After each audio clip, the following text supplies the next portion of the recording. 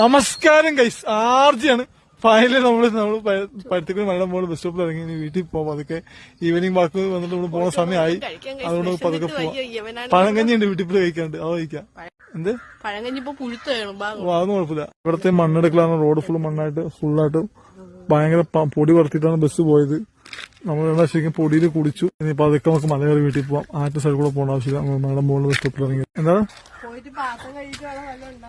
അത് ഉണ്ടാക്കാനൊന്നുമില്ല. പഴങ്കഞ്ഞി കുടിക്കാം നമുക്ക്. ഫസ്റ്റ് വിശപ്പാറുണ്ട്.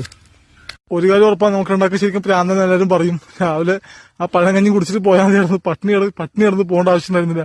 ഇല്ല തേങ്ങ പച്ചവെള്ളം കുടിച്ച് വളർന്നേക്കേണ്ട അവസ്ഥയായിരുന്നു. കുഴപ്പമില്ല, പക്ഷെ അതൊക്കെ എനർജിയാണ്. അല്ലേ തേങ്ങ? അതൊക്കെ ഒരു രസമല്ലേ? പഴങ്കഞ്ഞി കുടിച്ചിട്ട് പോകാന്ന് വെച്ചാൽ ബസ് മിസ്സായി പോയേനെ. 10 മിനിറ്റിന്റെ ബസ് പോയിരുന്നെങ്കിൽ പിന്നെ വേറെ ബസ് ഉച്ചയ്ക്കുള്ളൂ. പിന്നെ ആ ബസ്സിന് പോയാൽ തിരിച്ച് വീട്ടിലെത്താൻ പറ്റില്ലായിരുന്നു. ശ്രുതി ഭയങ്കര എക്സ്പ്രസ് ഫാസ്റ്റാണ് നടക്കുന്നത്. എന്തായാലും 6 മണി 6:15 ഇരുട്ടായി തുടങ്ങിയിട്ടുള്ളൂ തോന്നുന്നു. ആവുന്നുള്ളൂ ഇരുട്ട്. അങ്ങനെ ദൂരെ കാണുന്ന വെട്ടം നമ്മളെ വീട്ടിലായിട്ട് നമ്മൾ ലൈറ്റിട്ടാ പോയി. വന്നപ്പോൾ നേരെ ഇട്ടിട്ട് തുടങ്ങിയപ്പോൾ തന്നെ നമ്മൾ വീട്ടിൽ ലൈറ്റിട്ടാ പോയതുകൊണ്ട് കുഴപ്പമില്ല, സേഫാണ്. പക്ഷെ ഇരുട്ടി എത്തിയപ്പോൾ ശ്രുതി തുണി എടുത്തിട്ട് വീട്ടിലെത്തിയിട്ടുണ്ട്. ആദ്യം ശ്രുതി വാതിൽ തുറന്നിട്ടുണ്ട്. പോയി നോക്കട്ടെ വല്ല പാമ്പ് പോലും കയറി നോക്കെ. ഒന്നുമില്ലാന്ന് വിചാരിക്കുന്ന ഒച്ചപ്പാടും കേൾക്കുന്നുണ്ട്. പാത്രം കിട്ടുന്ന ശബ്ദം. പോയി നോക്കട്ടെ. ശ്രുതിക്ക് മൃഗങ്ങളോട് സ്നേഹമൊക്കെ ഉണ്ടെങ്കിലും പാമ്പിനോട് സ്നേഹമില്ല, ദേഷ്യവും പേടിയും അറപ്പൊക്കെയാണ്. തേങ്ങ അതുകൊണ്ട് വല്ല ഉണ്ടായിരുന്ന വന്ന്